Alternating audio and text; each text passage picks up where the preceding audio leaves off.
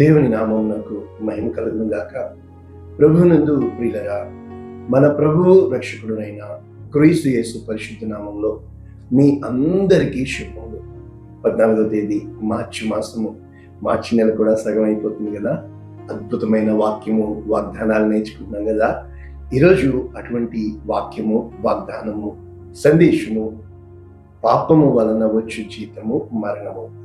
పాపము వలన వచ్చు జీతము మరణము. రోమీయులకు రాసిన పత్రిక 6వ అధ్యాయము 23వ వచనం.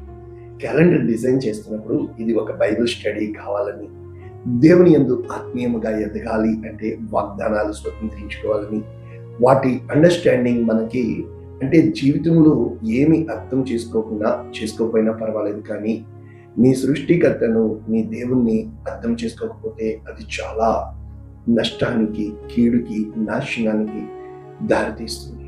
ఈరోజు అటువంటి వాక్యము, పూర్తి వచనము రోమీయులకు రాసిన పత్రిక 6:23. ఏలయనగా పాపం వల్ల వచ్చు జీతం మరణం, అయితే దేవుని కృపా వరము మన ప్రభువైన క్రీస్తు యేసునందు నిత్యజీవం. ఐ రిపీట్, ఏలయనగా పాపం వల్ల వచ్చు జీతము మరణం, అయితే దేవుని కృపావరము మన ప్రభువైన క్రీస్తు యేసునందు నిత్యజీవం. ఇది వాక్యం. అయితే new international version, Romans chapter 6:23. For the wages of sin is death. అంటే వేజెస్ అంటే కూలిని వేజెస్ అంటారు, లేకపోతే శాలరీ అంటే జీతం, లేకపోతే రిఫండ్ అంటే నీకు ఇచ్చే ప్రతిఫలము. ఇది ఏంటంట, నీకు ఇచ్చే ప్రతిఫలము. ఏ పాపం నువ్వు చేస్తావో దాని వలన పొందే ప్రతిఫలము, జీతము, కూలి అనేది మరణం. ఎలాగ? But the gift of God is eternal life in Christ Jesus our Lord. అయితే దేవుని కృప క్రీస్తు యేసునందు నిత్య జీవము అనే వరముని మనకిస్తుంది. ఏ విధంగా నేర్చుకోవచ్చు? మొత్తం 23 వచనాలు ఉన్నాయి. ఈ 23 వచనాల్లో మనం చూసినప్పుడు వాళ్ళు 2 భాగాలు చేసి టైటిల్ పెట్టారు. మొదటి 14 వచనాలు ఏమన్నారు? Dead to sin, alive to God. అంటే పాపము కోసము మరణించిన వారముగా, దేవుని కోసము సజీవమైన వారిగా ఎలా ఉండాలో తెలియపరిచింది. అయితే ఇక 15 నుంచి 23 వాళ్ళు పెట్టిన టైటిల్ ఏంటంటే స్లేవ్స్ టు రైచియస్నెస్. నీతికి ఏ విధముగా బానిసలుగా మనము ఉండాలి అనేది ఇక్కడ నేర్పించబడుతున్న వాక్యం.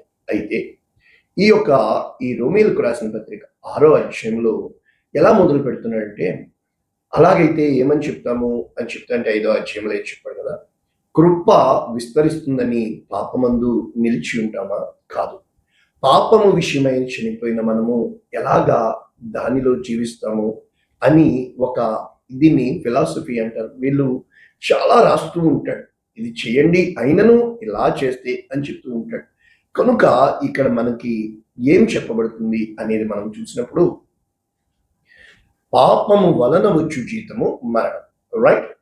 అయితే క్రీస్తు యేసునందు కృప నిత్య జీవాన్ని ఇస్తుంది. అంటే అంటే అంటే పాపము అంటే అర్థం ఏంటి? మనం ఏమనుకుంటామంటే వ్యభిచారము, దొంగతనము, అది ఇది అది కాదు.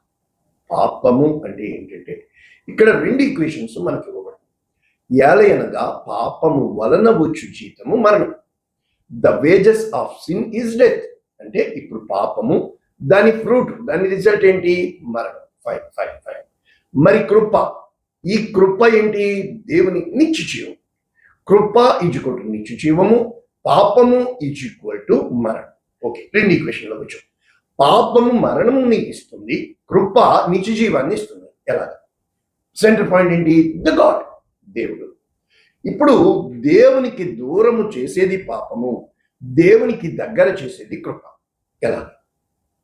సౌలు, పాతకాలపు రాజుగా ఉన్న సౌలు, తనకి రాజుగా ప్రధానముగా దేవుడు అభిషేకించినప్పుడు సమూయేలు చేత, నేనే పాటి వాడిని అన్నాడు. తర్వాత తను ఏం చేశాడంటే, దేవునికి దూరముగా ఇవ్వబడిన రాజ్యమును కాపాడుకున్నట కోసము ఆ యొక్క దావీదుని దేవుడు అభిషేకించాడు అని తెలిసి, దావీదు రాజు అవుతాడని తెలిసిన దావీదుని అంటే తన కార్నల్ అంటే శరీర రీత్యా తనకి ఇవ్వబడిన దాన్ని కాపాడుకోవడానికి దేవుని ఆశ్రయించలేదు, కానీ దేవునికి వ్యతిరేకముగా, విరోధముగా దూరం అయిపోతూ పాపము వైపు ఏడవబడి, ఒకవేళ నిత్యంగా దావీదు దొరికితే చంపేసి ఉంటే సౌలు బహుశా ఇంక పరలోక రాజ్యంలో చేరడము. అందుకు సౌలుని దేవుడు దావీదుకి అప్పగించాడు, కానీ దావీదుని సౌలుకి అప్పగించాడు.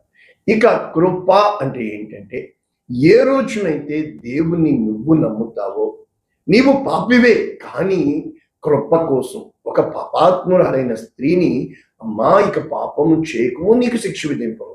అదేవిధంగా కనానులోంచి వచ్చిన ఆ స్త్రీ, కనాను స్త్రీ బల్ల మీద నుంచి పడే రొట్టి ముక్కలు నాకు పెట్టి చాలు, నన్ను ఒక్కాను నాకు అంటే కృప కోసము వీళ్ళు ఎదురు చూస్తున్నట్లు. ఒక రాహాబు, మీ దేవుడు గొప్పవాడని నాకు తెలియను కనుక కృప కోసము. ఒక రూత్ అంటుంది, మోయాబిరా శాపగ్రస్త, నాకెందుకు, ఐ డోంట్ కేర్, నీ జనమే, నీ దేవుడేనా. అంటే ఎప్పుడైతే నిన్ను దేవునికి దగ్గర చేసేది ప్రతి నీ యొక్క మోటివ్స్, దేవుడు కృపనిస్తాడు, నిత్య జీవాన్ని ఇస్తాడు. నీ మోటివ్స్ దేవునికి దూరం చేసేది ఆకర్షణీయముగా, చాలా అందముగా, నీకు జీతాల మీద జీతాలు, డబ్బు మీద డబ్బు అన్నీ వస్తాయి, కానీ మరణము నిత్యనాశనం. ఇంకా అర్థం అవ్వడానికి దీని ఈక్వేషన్ ఎలా వెళ్ళచ్చు, గలతీయులకు రాసిన పత్రిక 6వ అధ్యాయం 7-8 వచనాల్లో మనకి స్పష్టంగా డీల్ చేయొచ్చు. ఎలా ఉంది? మోసపోకుడి, నెవర్ బీ చీటెడ్. దేవుడు మోసగించే వాళ్ళు దేవుని చేతుల్లోనే ఉంటారు, మోసపోయే వాళ్ళు, ఆయన చెడ్డవాన్ని మంచివాడిని ఇద్దరిని గమనిస్తూ ఉంటాడు. సుమా, దేవుడికి ఏమి గుడ్డోడు కాదు, దేవుడు ఏమి అన్యాయస్తుడు కాదు. మనము గాడ్లీ అంటే మన లోపల దేవుని యందు మనము ఫోకస్ చేయాలి. అంటే మనము గాడ్లీ హార్టెడ్ కావాలి, దేవుని యొక్క మనస్సాక్షి కలిగి ఉండాలి, గాడ్లీ సెంటర్డ్, దేవుని మీద కేంద్రీకృతము కావాలి. ఎలా? మోసపోకుడి, దేవుడు విక్రింపబడ్డు. కమాన్యా, నువ్వు మోసపోయావని దేవుడు ఏమైనా అన్యాయస్తుడా? కాదు. లేకపోతే నిన్ను అన్యాయం చేయడానికి, మోసపోవడానికి దేవుడానికి? No, god is god. అప్పుడు మనుష్యుడు ఏమి విత్తునో అదే పండు. మనందరికీ తెలుసు, నువ్వు ఏం చేయాలనుకుంటావో కనుక శరీర ఇచ్ఛలను బట్టి విత్తువాడు శరీరము నుండి పంట కోస్తాడు, కానీ అది నశించిపోతుంది, క్షయమైపోతుంది. ఆత్మను బట్టి విత్తువాడు నిత్య జీవము అను ఆత్మ పంటను. అంటే ఇప్పుడు 2 రకాల ఉన్నాయి, ఒకటి శరీరము, 2 ఆత్మ. చూసా, శరీరము ఏమి తిందుమా, ఏమి తాగుదుమా, ఏమి ధరించుకుందామా, కానీ ఆత్మ మనుష్యుడు రొట్టె వలన కాదు, దేవుని ప్రతి నోటి మాట నుండి జీవించును.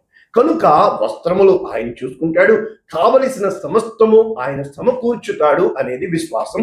విశ్వాసములో నీవు అభివృద్ధి చెందుతావు. ఇప్పుడు శరీరాన్ని బట్టి వెలుచున్న కొలిది నీవు శరీరాన్ని బట్టి, the motive, the central idea, the point, the theme ఏంటంటే శరీరము. అల్టిమేట్లీ యు ఆర్ సెల్ఫ్, నీ యొక్క అహము అంటారు. స్వయాన్ని నువ్వు డెవలప్ చేయడానికి నీ జ్ఞానాన్ని, నీ శక్తిని, నీ బలాన్ని సమస్తమును దేని వైపు? జీతం వైపు ఫోకస్ చేద్దాం. కానీ ఇటువైపు ఏం చెప్తున్నాడు? ఆత్మని సంపాదించు. ద స్పిరిట్, ద సోల్ అంటే అర్థం ఏంటంటే, మొట్టమొదటి పాయింట్, ఈ టెస్ట్ ట్యూబ్ బేబీని చేసినప్పుడు, టెస్ట్ ట్యూబ్ అంటే ఏం కాదు, గర్భసంచిలోనే కాకపోతే సెమెన్ తీసుకుని ఇక్కడ డైరెక్ట్ ఇంజెక్ట్ చేసి వాళ్ళకి ఇది చేస్తారు. ఒకవేళ ఆ పుట్టే బిడ్డ ఆలోచించగలదా, ఆ పుట్టే బిడ్డ సెల్ఫ్ డిసిషన్ తీసుకోగలదా, ఆ పుట్టే బిడ్డకి నిజంగా మెచ్యూరిటీ లెవెల్స్ ఉంటాయా అంటే, మనిషి ఇంకో మనిషిని చేయగలడు, కానీ ఆ ఆలోచించే మనసుని, ఆ విధానాన్ని, అంటే దేవుడు నిన్ను ఎంత ప్రత్యేకమైన విధానంగా తయారు చేశాడు ఆలోచించండి. దేవుడు నీ పట్ల శ్రద్ధ కలిగి, ఆయనకి నీ బాహ్య ప్రపంచం కంటే నీ అంతరంగ ప్రపంచం ఎంత విలువైనదో అర్థం. అంటే నీ ఊహాలోకంలో దేవుడు ఊహల్లో విహరించాలని ఆశపడుతున్నాడు, నీ ఊహల్లో దేవుడు ఉండాలని ఇష్టపడుతున్నాడు, నీ యొక్క ఆశల్లో దేవుడు ఉండాలని ఇష్టపడుతున్నాడు, నీ కోరికల్లో దేవుడు ఉండాలని ఇష్టపడుతున్నాడు. తగిన సమయం కోసం దేవుడు ఎదురు చూస్తున్నాడు, తగిన సమయమందు నీకు ప్రతిఫలం ఇవ్వడం కొరకు దేవుడు ఎదురు చూస్తున్నాడు. కనుక ఆయన నిత్యము నీ కోసం చేతులు చాపి ఎదురు చూస్తూ ఉన్న దేవుడు. కనుక ఎప్పుడైతే నీవు ఆయన దగ్గరికి రావడానికి ప్రయత్నం చేస్తావో నీకు అంతకంతకి కృప ఇవ్వబడుతుంది. కానీ కష్టాలు, కన్నీళ్ళు, దరిద్రం ఇవి వెంటాడుతూ ఉంటాయి. నువ్వు అనుకుంటావు, అందరూ బాగున్నారు కదా, ఈయన్ని నమ్ముకున్నాను కదా, నాకెందుకు ఈ కష్టం? కాదు, నీకు కృప ఇవ్వబడుతుంది. నీ ప్రతి కష్టంలో కూడా ఈ లోకంలో ఇష్టం ఉంటుంది కదా. చాలా మంది చెప్పారు, నేను దేవునికి దూరంగా ఉన్నప్పుడు నాకు అంతా దొరికింది, సంపాదించుకున్నాను, తిన్నాను, తాగాను, ఇష్టం వచ్చినట్లున్నాను, అన్ని బాగా జరిగినాయి, కానీ దేవుని దగ్గర yes yeah, that is the reason. అంటే ఎప్పుడైతే నీ ఆత్మ బయటికి రావాలి అంటే శరీరము నలగొట్టబడాలి, శరీరము దాని ఇచ్చలను బట్టి సిలువ వేయబడాలి. ఎప్పుడైతే ఆత్మను బట్టి కాక శరీరమును బట్టి, అది శరీరము ఖచ్చితంగా ఈ లోకంలో విడిచిపెట్టాలి కనుక మన్నైపోతావు కనుక ఈ లోకంలో ఆస్తిపాస్తులు అందచందాలు సమస్తము ఈ లోకంలో విడిచిపెడతావు. ఎప్పుడైతే నీ ఆత్మని పరమాత్మతో ఏకం చేస్తావు, పరలోక రాజ్యములో నీవు నిత్య జీవము అనే పంటకు వస్తావు. ఇంకా ఎలా చెప్పొచ్చు? కొరింథీయులకు రాసిన మొదటి పత్రిక 15:21 పౌలు గారు రాస్తూ, మనుష్యుని ద్వారా మరణము వచ్చింది కనుక మొదటి ఆదాము. అయితే మనుష్యుని ద్వారానే పునరుద్ధానం అంటే కృప. ఎలాగా? ఇక్కడ ఏమని చెప్తున్నాడు? ఆదామునందు ఎలాగూ మృతి పొందుచున్నారో క్రీస్తునందు మనమందరము బ్రతికి. ఎలాగా? ఈ మొదటి ఆదాము కడపటి ఆదాము. ఈ మొదటి ఆదాము పాపము చేయడం వలన నిశ్చయముగా ఒక్క మాట చెప్పాడు, మంచి చెడు తెలివినిచ్చు వృక్ష ఫలము తినిన దినమున నీవు చచ్చెదవు. అంటే ఒక డిస్ఒబీడియన్స్, ఆజ్ఞ అతిక్రమమే పాపం. ఎందుకని? అది మంచిదైతే తినద్దు అని ఎందుకు చెప్తాడు, చెడ్డదైతే తినమని ఇది కాదు లాజిక్. అంటే నీవు నన్ను ప్రేమిస్తున్నావని దేన్ని బట్టి తెలుస్తుంది? నా ఆజ్ఞలు గైకొనడమే కదా. అంటే when there is no commandment, when there is no instruction, when there is no restriction, when there is nothing, అంటే ఏమి లేకుండా గాలి వదిలేస్తాడా? ఏదో ఒక మాట ఉంటుంది కదా, నన్ను ప్రేమిస్తున్నావని నీకు ఎలా అంటే ప్రేమకు పరీక్ష పెట్టాడు. ఎప్పుడైతే ప్రేమకు పరీక్ష పెట్టాడో ఏది నీకు కీడో అది చెప్పాడు, ఏది లాభమో చెప్పలా. ఎప్పుడు కూడా ఇప్పుడు ఫోన్ కొనుక్కున్నావు, దాన్ని ఎలా వాడాలో తెలియకపోయినా పర్లేదు, ఏం చేయకూడదో మాత్రం జాగ్రత్త. అంటే డూస్ అండ్ డోంట్స్. అంటే ఎప్పుడైతే చెప్పాడు ఇది జాగ్రత్త, బీ కేర్ఫుల్, మిగిలిన అన్ని నీ ఇష్టం కనుక చూసా. అంటే ఏది జాగ్రత్త? ఏదైతే దేవునికి నిన్ను దూరం చేస్తుందో, ఏదైతే నీకు మరణాన్ని ఇస్తుందో, ఏదైతే నిన్ను నాశనం చేస్తుందో, ఏదైతే నిన్ను ఈడ్చుకుని పోతుందో, ఏదైతే ఇంకా తిరిగి రాని విధంగా నిన్ను గొప్ప కూల్చేస్తుందో, అది నీకు ఆకర్షణీయంగా ఉంటుంది నాకంటే కూడా.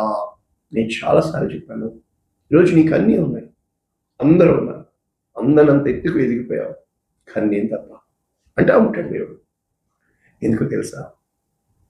ఈ లోకంలో ఏమి లేకపోయినా ఆయన ఉంటే చాలు. ఎప్పుడైతే అది ఇటు పక్కన జరుగుతుంది, ఏం దొరుకుతుంది?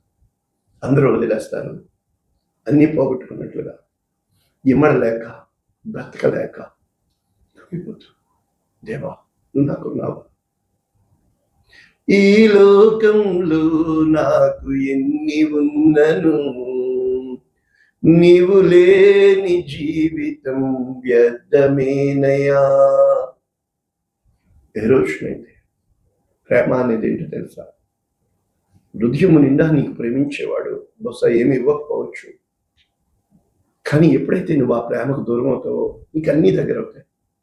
అన్నీ, ఈ లోకము, దాని ఆశ, అందరూ ఈ లోకంలో నీ అంత గొప్ప లేరంటారు.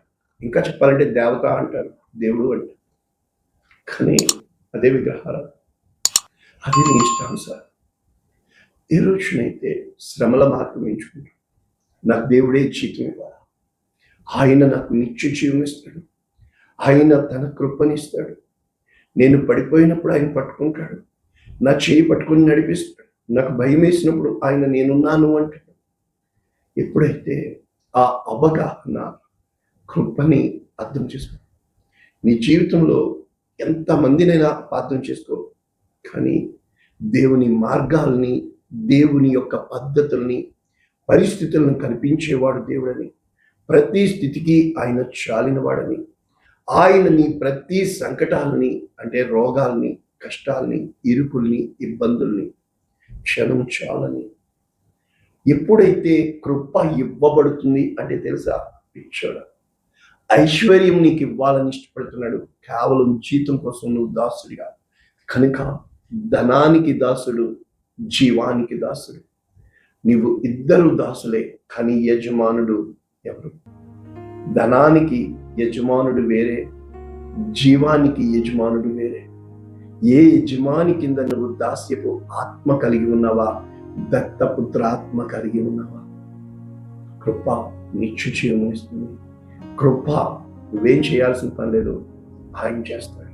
అదేంటండి అంటే ఏం పని చేయకుండా మొదట ఆయన రాజ్యము నీతి కొరకు మీ జీవితంలో మెట్టు వెంబడి వస్తూ ఉంటే దేవుడు నాతో ఉన్నాడు. ఎవరున్నా లేకపోయినా, ఏదున్నా ఏది లేకపోయినా నిబ్బరం కలిగి ధైర్యం కలిగి ముందుకు వెళ్ళాం. ప్రార్థన చేద్దాం. పరిశుద్ధుడా, ఏ ప్రతిఫలాన్ని మేము ఆశిస్తున్నాం, ఏ పంట కోసుకోవాలని ప్రయత్నం చేస్తున్నాం, ఎటువైపు మా మార్గాలు సిద్ధపరుస్తున్నాం? ఆయాసం వైపు లేక ఆకాశం వైపు? ఆయాసం వైపు అంటే ఈ లోకం వైపు, ఆకాశం వైపు అంటే నీ కృప వైపు. మా ఆలోచనలు, మా ఆశలు, ఈ రెండింటిలో మా ఆశయాల కోసమా, మా ఆశల కోసం ఇచ్చి జ్ఞానం శ్రేష్టంగా దీవించి ఆశీర్వదించి నీ కృపని మాకు ఇవ్వడానికి ఇష్టపడుతున్నాం. యేసునామములో దీవిస్తున్నాము. God bless you all. దేవుడు మిమ్మల్ని దీవించు. షేర్ చేయండి, లైక్ చేయండి, అనేక